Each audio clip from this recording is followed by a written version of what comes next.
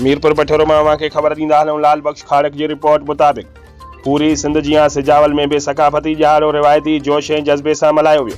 उन सिलसिले में जसकम आरीसर तरफ़ां मरकज़ी अॻवान असलम खैरपुरी की अॻवानीअ में सिजावल बाईपास खां रैली कढी शहर जो गश्त कयो वियो। सकाफ़ती रैलीअ में सवें शहरनि, वापारनि, उस्तादनि, शागिर्दनि, शाइरनि, अदीबनि, सियासी समाजी शख़्सियतुनि ने शिरकत कई ऐं नौजवाननि पारां सकाफ़ती लिबास पहिरे झुमरियूं हणंदे शहर जो गश्त कयो वियो, जंहिंसां सॼे शहर सकाफ़ती रंग निखरी निर्वार थी विया हुआ। उन मौक़े ते पीपी जे अॻवान वडेरो वाहिद पहिरियारो फ़कीर मोहम्मद अली ख्वाजा, ॾाॾा इस्माइल छोरो, साफ़ी मुश्ताक अहमद चांडियो, इमाम बख्श खाड़को मामा, गुलाम अली ख्वाजा, डॉक्टर महबूब ख्वाजा, जसकम आरीसर ग्रुप के अॻवान असलम खैरपुरी खिताब कंदे चयो त सुधरियल क़ौमूं पंहिंजे सकाफ़त ऐं तहज़ीब खे कॾहिं बि विसारींदियूं नाहिनि।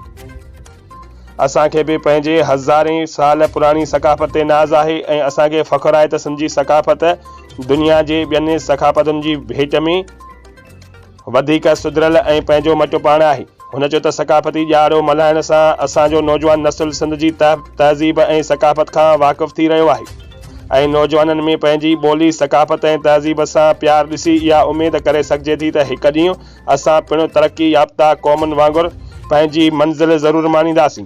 उन मौक़े ते रैलीअ में शरीक नौजवाननि जो चवणु हो त सकाफ़ती ॾियारो असां लाइ ईद खां घटि न आहे। असां सकाफ़ती ॾियारे खे बाक़ाइदा ईद वांगुरु तयारी करे मल्हाईंदा आहियूं ऐं असां लाइ इहा ख़ुशीअ जहिड़ी ॻाल्हि आहे जो असां सिंध जी हज़ारें साल क़दीम तहज़ीब जा वारिस आहियूं।